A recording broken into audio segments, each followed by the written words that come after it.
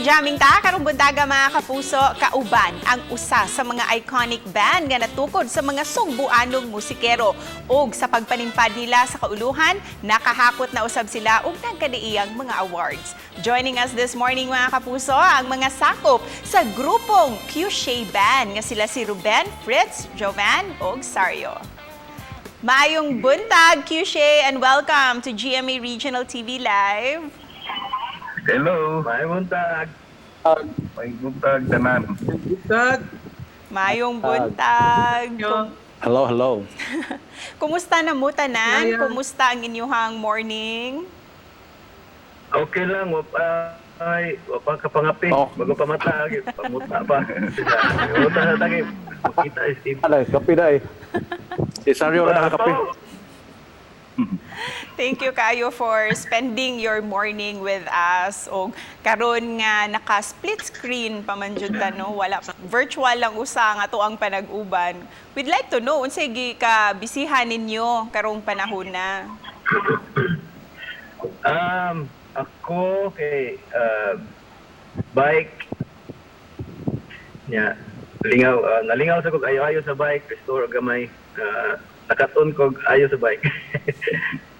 Ako, Puro ba? sorry, bantay sa akong apo. Ako,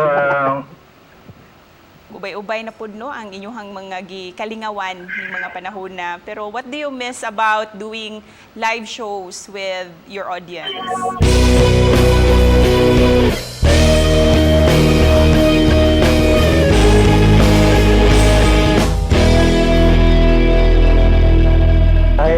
Lahi target sa live lagi interaction ba between the person performing ug ang imong crowd. Kano sa Jud nagsugod ang Q-Shay? 2005 nagsugod mi nagatumit Manila pero way back year 2000 okay na. me and Fritz, kababata mi, nagkauban mig banda with Mike. Ang una namong vokalista is female. 1999. 99 2000 and got pregnant. Nag-change.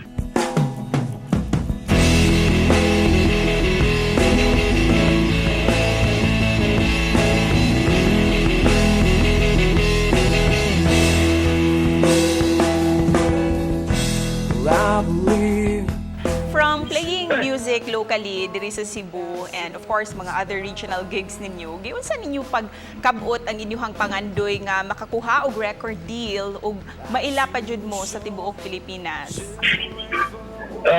Actually, about the record deal, wala kay sa amo ang plano or expectation nga kamit mi ana nga deal sa record label na mo. Murag nahuglan to nga surprise, blessing, ana. Our next question, basin pwede si Jovan makatubag ni ini. Karon nga new normal, what's next for Q-Shay? Unsay mga giandam ninyo for this year and the coming years to come? Karon nasa may project nga abot songs with Raymond Marasegan about sa 500 years na 500 years ni Lapu-Lapu kadaugan sa Mactan. Kuha na mo ron, i-record na mo this week. I-work out na mo ron. I-work out pa lang. Hopefully madayon. I-work out. Para sa kadaugan sa Mactan. And Q-Shay, of course, will dili ni makumpleto ang ato ang interview kung walay pasample gikan kaninyo. Basin pwede mi ninyo mahatagan og a few lines lang. Oh, it's good to be true. If our hopes and dreams come true, wish that I had more of this borrowed time. If only it would last a lifetime. watch. Nice one. One of my favorite songs. Gikan ka ninyo, Kyushay. Thank you so much for that song. And finally, please give your message para sa tanan natong mga viewers o sa inyong mga fans. Salamat kayo sa mga fans namo sa Kishian, Qnatics, Curac, sa pag-support until now, even though wala pa yung gig for 1 year, nagyapon sila seeing support sa Kyushay. Busa, thank you kaayo, Kyushay Band, for spending your morning with us.